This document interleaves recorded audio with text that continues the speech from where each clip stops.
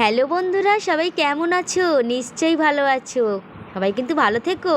একটা সুন্দর ভিডিও নিয়ে চলে এলাম, আর আমি পূজা ভিডিওটা এখন থেকে স্টার্ট করছি।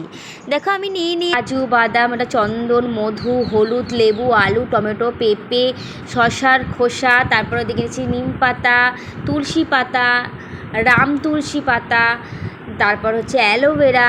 তো সব কিছু নিয়ে নিয়েছি, আর সব কিছু আমি বেটে নিলাম। টমেটো বেটে নিলাম, সব পাতা বেটে নিলাম। দেখো অ্যালোভেরা আমি এখান থেকে ছাড়িয়ে নিচ্ছি। এদিকে বাদামটা আর ওইদিকে একটু কিশমিশটা ভালো করে বেটে তার রসটা বার করে নিলাম। তো তোমরা বুঝতে পারছো আমি কী তৈরি করতে যাচ্ছি।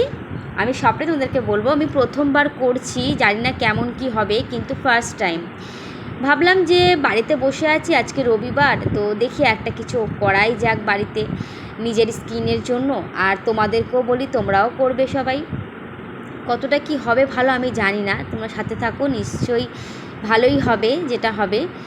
চেষ্টা করছি। এটা চন্দন গুঁড়ো দিয়ে দিলাম ওর মধ্যে একে একে, আর এদিকে সব পাতার রসগুলোতে লেবুর রস দিয়ে দিলাম, সব কিছু মিশিয়ে একবারে। এবার আমি চলে যাব সব কিছু নিয়ে হচ্ছে আমাদের ঘরে, মানে গ্যাসের কাছে। তো চলো এবার গ্যাসে কি করব সবটাই কিন্তু তোমাদের সাথে আমি শেয়ার করব। তো বন্ধুরা, আমার সব কিছু রেডি করা হয়ে গেছে। এদিকে হচ্ছে বাদাম আর কিশমিশটা রয়েছে, পাতা, আর ওখানে দুটো অনেকটা হয়েছে পাতা বাটা, অনেক কিছু দেওয়া আছে। তো তার মধ্যে গ্যাসের কাছে চলে এলাম, হাঁড়ি বসিয়ে দিলাম, ওর মধ্যে সব কিছু পেস্টগুলো দিয়ে দিলাম।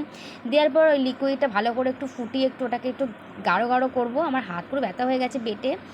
তারপর এর মধ্যে যে সপটা আছে আর কি, যেটা আমি অনলাইন অর্ডার করেছিলাম, তো এটা কোনো কেমিক্যাল দেওয়া থাকে না, এইটা জাস্ট এটা পুরোটাই আমি পিস পিস করে কেটে আর ওর মধ্যে দিয়ে দেবো।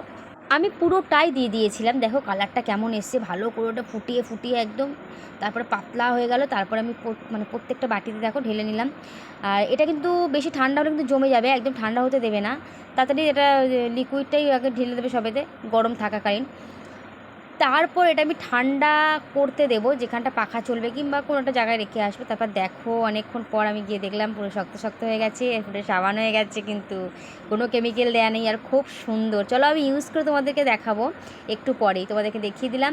এবার এগুলোকে একটু ফ্রিজে আমি ঢুকিয়ে রাখলাম, যেহেতু ফ্রিজে রাখলে আরও ঠান্ডা জিনিসটা ভালো হবে।